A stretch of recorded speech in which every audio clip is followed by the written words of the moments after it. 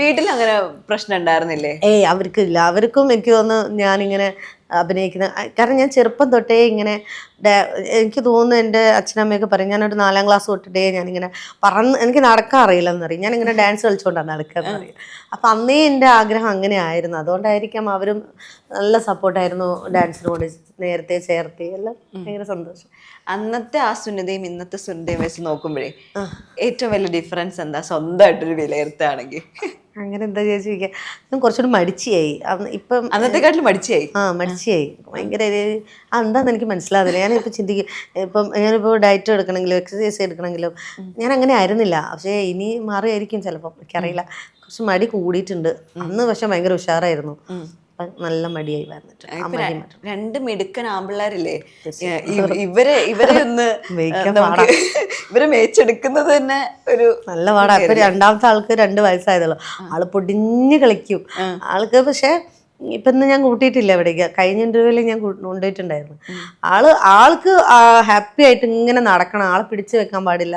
മൂത്ത ആള് പിന്നെ കുഴപ്പമില്ല, അവനിപ്പോ 6th പഠിക്കുന്നത്. ഇന്ന് വരണം എന്നുണ്ടായിരുന്നു.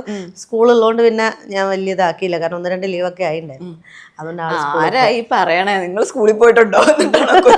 അവനോട് പറയാൻ പറ്റില്ലല്ലോ. ഓക്കെ, മോന് ഇപ്പം അറിയണ പ്രായമൊക്കെ ആയില്ലേ മൂത്ത ആൾക്ക്? അമ്മ ഇങ്ങനെ പണ്ടത്തെ ഒരു സൂപ്പർ സ്റ്റാർ ആയിരുന്നു. അത് ഞാൻ ഇന്നലെ രാത്രി അവരുടെ അടുത്ത് പറഞ്ഞു. ഞാൻ എന്തോ ഒരു ആൽബം, ഞാൻ പറഞ്ഞില്ലേ എനിക്ക് ഇൻസ്റ്റയിൽ ആരോ അയച്ചു തന്നപ്പോ ഞാനത് ഇങ്ങനെ കാണാം. അപ്പൊ ഞാൻ പറഞ്ഞു, കണ്ടോ ഇത് ഞാൻ ആരാ, നിങ്ങൾക്കൊക്കെ അറിയും? അമ്മ പക്ഷെ അവന് ഭയങ്കര ഇഷ്ടമാണ്. അവന്റെ സ്കൂളിൽ ഞാൻ അവന്റെ അമ്മയാണ്, അല്ല അവന്റെ അമ്മ ഇങ്ങനെ ഒരാളാന്ന് അവർക്ക് എല്ലാവർക്കും അറിയാം, ഫ്രണ്ട്സിന്. അപ്പൊ അവിടെ അവൻ ഭയങ്കര ആളായിട്ട് നടക്കുക. പക്ഷെ എന്റെ അടുത്ത് അത് കാണിക്കില്ല. അവിടെ നമ്മൾ പോയിട്ട് മീൻ പഠിക്കും അല്ലേ? അവൻ കോംപ്ലിമെന്റ് ചെയ്തിട്ടുണ്ടോ? അവന് ഇഷ്ടം. അവൻ അങ്ങനെ ഒന്നും പറയൊന്നുമില്ല, പക്ഷെ കാണും, അത്രേ ഉള്ളൂ. അങ്ങനെ ഭയങ്കര ഭംഗി, അമ്മ നല്ല അടിപൊളി, അങ്ങനെയൊന്നും പറയത്തില്ല. പക്ഷെ ഉള്ളിലുണ്ടാവുമായിരിക്കും. പക്ഷെ അവര് അഭിമാനിയുള്ളൂ, അതെനിക്ക് മനസ്സിലായിട്ടുണ്ട്. ഹസ്ബൻഡിന് എങ്ങനെയാ? ഹസ്ബൻഡിന് ഏറ്റവും ഇഷ്ടമുള്ള പാട്ട് ഏതായിരിക്കും ചേച്ചി? അങ്ങനെ പറഞ്ഞിട്ടുണ്ടോ? അങ്ങനെ പോകുന്നു. അത് ഞാൻ പറയാം, എന്റെ ഫേവറേറ്റ് ഒരു സോങ് ആണ്. ഇപ്പം അങ്ങനെ ഒരാളെ വിവാഹം ചെയ്യുമ്പോഴേ എനിക്ക് ചേട്ടനോട് പിടിച്ചിരുത്തണമെന്നുണ്ട്, പക്ഷെ പുള്ളി വരില്ല. ഞാൻ ചോദിച്ചു, ഇന്നലെയും കൂടി ഞാൻ ചോദിച്ചു, നമുക്ക് ഒരുമിച്ചിരുന്നൊരു ഇന്റർവ്യൂ കൊടുത്താലോ? വേണ്ട, രണ്ടുപേരും 2 ടൈപ്പ് എക്സ്ട്രീമാണ്. ഞാൻ അത് സത്യമാണ് കേട്ടോ. ആൾക്ക് ഒട്ടും താല്പര്യമില്ല ക്യാമറ ഫ്രണ്ടിൽ വരാൻ. ബാക്കിൽ വന്നിട്ട് എന്ത് ഹെൽപ്പ് വേണമെങ്കിൽ ചെയ്തു തരും. അപ്പോൾ ഞാൻ പറഞ്ഞിട്ടുണ്ട്, എനിക്ക് ഇതിന്റെ ഒരു ചെറിയൊരു വ്ളോഗ് പോലെ എടുക്കണം. അപ്പോൾ അതൊക്കെ ചിലപ്പോൾ എടുത്തു തരും. അങ്ങനെ അതിലൊക്കെ സപ്പോർട്ടാണ്, ഒന്നും കുഴപ്പമില്ല. പക്ഷെ ക്യാമറയുടെ ഫ്രണ്ടിൽ വളരെ, ഞാൻ തന്നെ വ്ളോഗ് ചെയ്യുമ്പോൾ ഞാൻ പറഞ്ഞിട്ടുണ്ട്, ഒന്ന് എന്തെങ്കിലും ഒന്ന് പറയും ആളത്ത്. അതുകൊണ്ട് ഞാൻ ആളെ സ്വാതന്ത്ര്യത്തിൽ അദ്ദേഹം ഇപ്പൊ കൈയെടുത്തല്ലേ, ആൾക്ക് അതാണെങ്കിൽ ഇഷ്ടം. ഓക്കെ, എന്നെ സപ്പോർട്ട് ചെയ്യുന്നുണ്ടല്ലോ, എനിക്കത് പോരെ, അത് മതി. ശരിക്കും അങ്ങനെയല്ലേ ഒരു പാർട്ട്ണർഷിപ്പ് ശരിക്കും പോകേണ്ടത് അല്ലേ? അതെ. ഓക്കെ, ഇപ്പോ ചെറിയ പ്രായത്തിൽ ലേൺ ചെയ്ത് തുടങ്ങിയതാ. അപ്പം എന്തായിരുന്നു അന്നത്തെ ഒരു റെമ്യൂണറേഷൻ, അല്ലെങ്കിൽ അന്ന് നമുക്ക് നന്നായി സമ്പാദിക്കാൻ പറ്റിയിട്ടുണ്ടോ? തീർച്ചയായിട്ടും നല്ല സമ്പാദിക്കാൻ പറ്റിയിട്ടുണ്ട്. എന്ന് വെച്ചിട്ട് നിങ്ങൾ വിചാരിക്കും ഭയങ്കര കോടികൾ, അങ്ങനെയൊന്നുമല്ല. എന്നെ കൊണ്ട് ആവുന്ന പോലെ എൻ്റെ അച്ഛനും അമ്മയും എനിക്ക് ഹെൽപ്പ് ചെയ്യാൻ പറ്റിയിട്ടുണ്ട്. അത് ഭയങ്കര ഒരു അഭിമാനമായിട്ട്, ഞാനൊരു ആൺകുട്ടിയായി എന്നുള്ളൊരു തോന്നലൊക്കെ, നമ്മൾ ഇങ്ങനെ ഏൺ ചെയ്ത് അവരെ ഹെൽപ്പ് ചെയ്യുമ്പോൾ നമുക്കൊരു സന്തോഷമല്ലേ. അപ്പം അത് എന്നെ സംബന്ധിച്ച് എനിക്ക് ഭയങ്കര സന്തോഷം ഉണ്ടായ സമയം. കാരണം ഏൺ ചെയ്യാന്ന് വെച്ചാൽ അന്നൊക്കെ ചെറിയ എമൗണ്ടാണ് നമുക്കൊരു ആൽബത്തിന്. എനിക്കൊന്ന് ഫസ്റ്റ് 500 അങ്ങനെയൊക്കെ എന്തോ ആണ് കിട്ടിയേക്കുന്നത്. അതിലിങ്ങനെ ഗ്രാജുവലി അത് കൂടി വന്ന്. പക്ഷേ നമ്മൾ ഏൺ ചെയ്തിട്ട് അതെപ്പോഴും ഇപ്പോഴാണെങ്കിലും ഞാൻ പറയും, നമുക്കൊരു എന്ത് ജോലി എന്താണെങ്കിലും നമ്മൾ ഒരു ജോലി നമ്മളെ കയ്യിലുണ്ടെങ്കിൽ അതൊരു എന്താ പറയുക, അതൊരു ബലമാണ് നമുക്ക് അല്ലേ.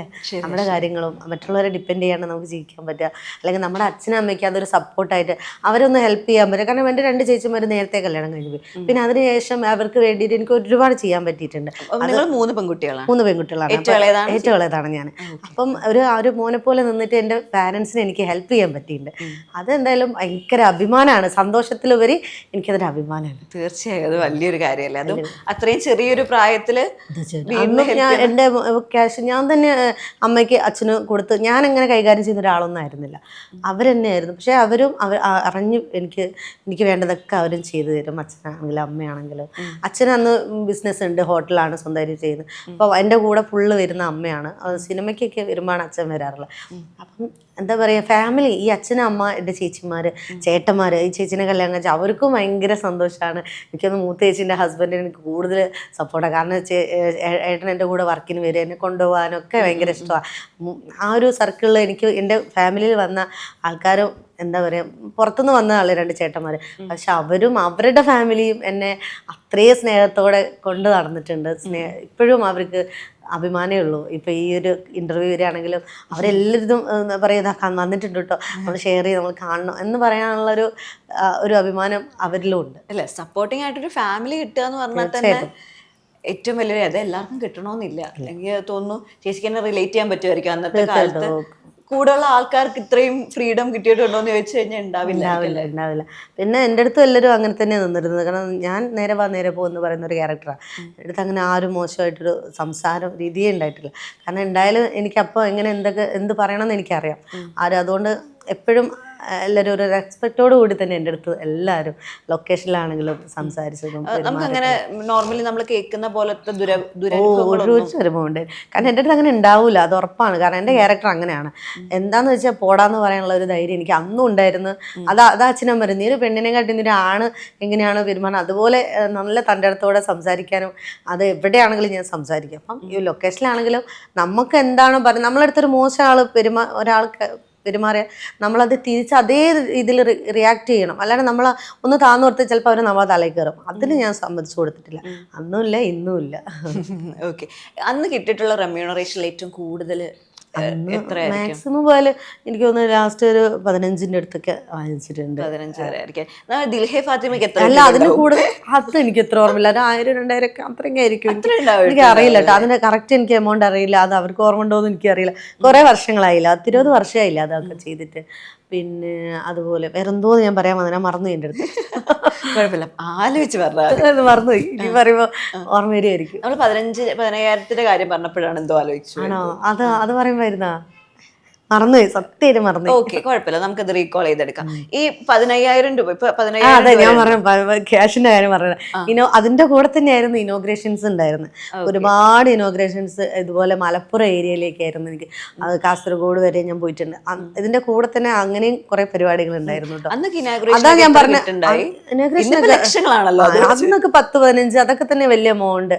പക്ഷേങ്കില് ആ ഇനോഗ്രേഷന് പോകുന്ന സമയത്താണ് നമ്മൾ വീണ്ടും കുറെ ആൾക്കാരെ കാണുന്നത്. സ്നേഹം കൂടുതൽ. ഇപ്പോഴല്ല നമുക്ക് സോഷ്യൽ മീഡിയയിൽ കൂടി അറിയാൻ പറ്റുന്നത്. അന്ന് അങ്ങനെയല്ല. ഇതുപോലെ ഒരു ഫംഗ്ഷന് പോകുമ്പോൾ ഒരു കല്യാണത്തിനൊക്കെ പോകുമ്പോൾ ആൾക്കാരെ അറിയാൻ പറ്റും. എത്ര ഇനാഗുറേഷൻസ് ചെയ്തിട്ടുണ്ട്? ഇനാഗുറേഷൻസും കുറെ ചെയ്തിട്ടുണ്ട്. എന്തായാലും വർക്ക് വീട്ടിൽ ഇരിക്കുന്നവരെ ഞാൻ ചെയ്തിട്ടുണ്ട്, ഫുൾ ചെയ്തിട്ടുണ്ട്. അപ്പൊ ഈ ഒരു 22 വയസ്സ് പിന്നെ ഒരു 24 വയസ്സിൽ കല്യാണം, ഇതിന്റെ ഇടയിലുള്ള 2 വർഷം എവിടെയായിരുന്നു? അല്ല, അതിന്റെ ഇടയ്ക്ക് ചെയ്യുന്നുണ്ട്, 1-2 ആൽബംസ് വെച്ച് ഞാൻ ചെയ്യുന്നുണ്ട്. പക്ഷെ അത് കണ്ടിന്യൂസ് ആയിട്ട് ഞാൻ അങ്ങനെ പോയി ചെയ്യാൻ ഇല്ല. പിന്നെ ആ സമയത്ത് സിനിമ ഒക്കെ പടം കഴിഞ്ഞിരിക്കുന്ന സമയത്ത് കുറെ 1-2 തമിഴ് പടമൊക്കെ വന്നിട്ടുണ്ട്. പക്ഷെ അതൊന്നും ഞാൻ ചെയ്തിട്ടില്ല. ഏൺ ചെയ്തതിലേ ഏറ്റവും ആഗ്രഹിച്ച് വാങ്ങിയത് അല്ലെങ്കിൽ വീട്ടിലേക്ക് വാങ്ങിയ ഒരു സാധനം എന്തായിരിക്കും? ഭയങ്കര ഫുൾഫിൽ ചെയ്തൊരു മൊമെന്റ് ഏതായിരിക്കും? എന്തായിരുന്നു, വീടിന്റെ നിലത്തിന്റെ ഒക്കെ ടൈലും അതൊക്കെ ചെയ്തത്. അതെനിക്ക് ഇപ്പോഴും ഒരു അഭിമാനം. ഞാനല്ലേ ചെയ്തതെന്ന് ഞാൻ എപ്പോഴും പറയും. പിന്നെ എനിക്ക് വേണ്ട ഓർണമെന്റ്സ്, ഗോൾഡ് ആണെങ്കിലും വളയും ചെയിനും കൊലുസും എല്ലാം ഞാൻ തന്നെ ഞാൻ തന്നെ വാങ്ങിച്ചത്. കല്യാണത്തിനുള്ളത് മീൻസ് അങ്ങനെയല്ല, അല്ലാണ്ട് തന്നെ ഒരു 5-6 പവൻ ഞാൻ ഉണ്ടാക്കിയിട്ടുണ്ട്. ബാക്കിയൊക്കെ അച്ഛനൊക്കെ കിട്ടുന്നത്. ഓക്കെ, എനിക്ക് ആ നമ്മുടെ പഴയ ലുക്ക് കാണാലോ, ഒന്ന് കാണിച്ചു തരാൻ പറ്റുമോ? അങ്ങനെ നമ്മുടെ സുനിത ഫാത്തിമയായിട്ട് ഇതാ ഇവിടെ വന്നിരിക്കുകയാണ്. ഇതാരാ? ഞാൻ ഫാത്തിമയാ. ഇച്ച് ഭയങ്കര മൊഞ്ചായിക്കിന്. Thank you.